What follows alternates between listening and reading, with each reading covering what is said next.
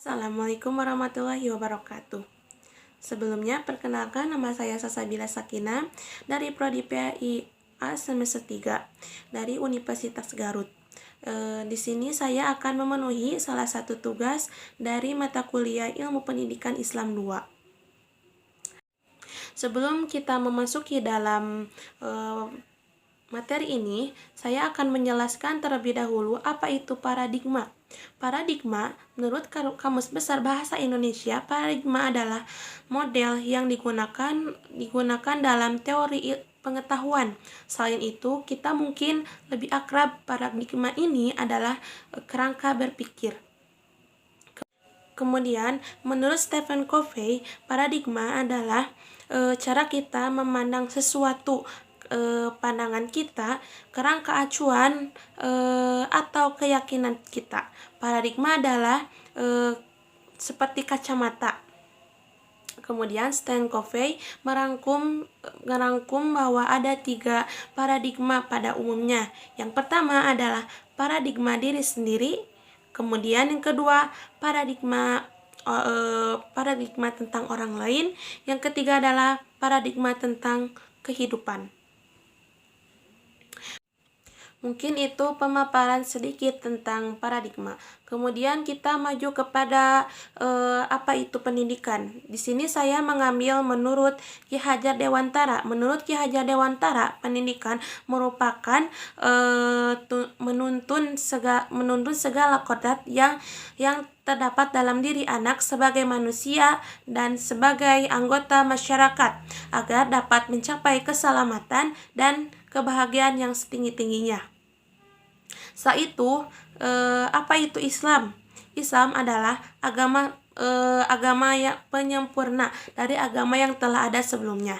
Ajarannya melingkupi seluruh aspek kehidupan manusia seperti teologis, sosiologis, ibadah, dan akhlak.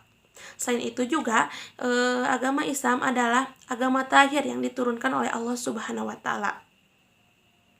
Kemudian dalam pencakupan ini saya mengambil paradigma Islam.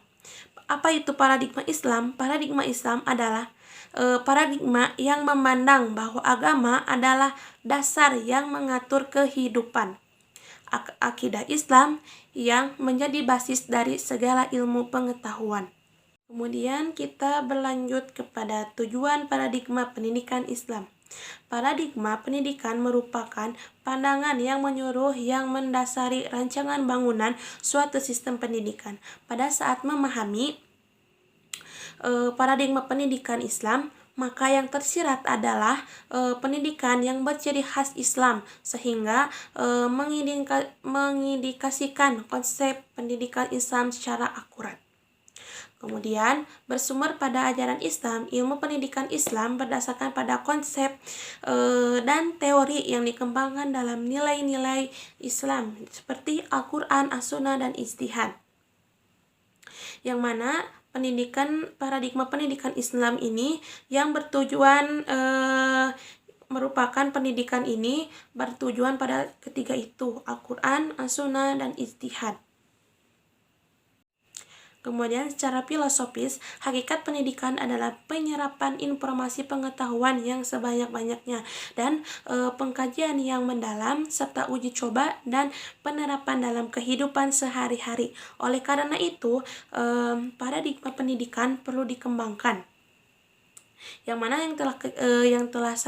yang telah saya lampirkan ada 4 pengembangan. Yang pertama adalah pengembangan jaringan informasi dan komunikasi yang berkaitan dengan pengembangan ilmu pengetahuan, yang mana pengembangan jaringan informasi dan komunikasi dari zaman ke zaman itu sangatlah berbeda-beda. Kemudian pengembangannya pun sangat luas. Yang kedua yaitu transformasi ilmu pengetahuan yang diberikan dan diterima oleh seluruh para pendidik untuk diajarkan kepada seluruh anak didik. Yang mana sebelum kita mengajar mungkin kita untuk belajar terlebih dahulu dalam suatu ilmu. Yang mana setelah kita mendapatkan ilmu tersebut, kita mengajarkan kepada peserta didik.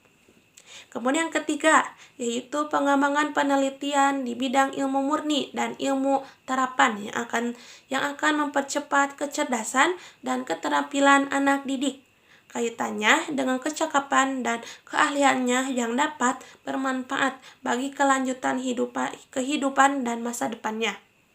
Kemudian yang keempat, yaitu kecerdasan yang seimbang antara inteligensi anak didik dengan kecerdasan emosional dan spiritualnya, agar kecakapannya dan keterampilannya tidak disalahgunakan sehingga membawa dampak negatif dan membahayakan bagi kehidupan dirinya dan orang lain. Kemudian di sini juga ada sumber ilmu pengetahuan, yang mana sumber ilmu pengetahuan ini dibagi menjadi dua, yaitu yang bersifat kauliyah dan kauliyah, yang mana sumber ilmu pengetahuan Islam ini adalah seluruh firman Allah yang bersifat kauliyah, yakni mukjizat dari Al-Quran dan As-Sunnah yang sahih. Kemudian yang kedua yaitu bersifat kauliyah, yaitu semua ciptaannya yang diyakini sebagai tanda-tanda kebesarannya. Kemudian, pendidikan Islam yang bersumber pada dua hal di atas dapat mengembangkannya memerlukan metodologi akurat yang bukan hanya berpijak pada metodologi tradisional sebagaimana yang banyak diterapkan di pondok pesantren salafiyah, melainkan membutuhkan penggalian dalam penerapan peserta penerapan metodologi barat yang memberikan pengaruh dan kemajuan positif kepada pengembangan metodologi Islam kontemporer. Kemudian, pendidikan Islam harus dikembangkan ke arah penguasaan pengajaran yang berhubungan dengan fisika, kimia, biologi, astronomi, dan zoologi, vulkanologi, serta tentang kelautan, ilmu bumi, agrobisnis, perbankan, dan akhlak, yaitu tentang keimanan dan ketauhidan, ikhtiar dan tawakal. Kemudian silaturahmi antar sesama manusia atau public relation, komunikasi masa depan, perpajakan, infak, sedekah, hibah, kewarisan dan Islam, yang mana ilmu ini, pendidikan Islam ini yang telah dijelaskan dalam Al-Quran surat Al-Baqarah ayat 30. Billahi minasyaitonir rajim. Bismillahirrahmanirrahim. Wa idh qala rabbu lil malaikati inni ja'ilun fil ardi khalifah. Qalu ataj'alu fiha min yufsidu fiha wa yasfiku dima'a wa nahnu nusabbihu bihamdika wa nuqaddisu lak. Qala inni a'lamu ma la ta'lamun. Surat Al-Baqarah ayat 30. Yang mana artinya ingatlah ketika Tuhan berfirman kepada para malaikat, aku hendak menjadikan khalifah di bumi. Mereka berkata, apakah engkau hendak menjadi orang yang merusak dan menumpahkan darah di sana, sedangkan kami bertasbih memujimu, mensucikan namamu. Dia berfirman, sungguh aku mengetahui apa yang tidak kamu ketahui.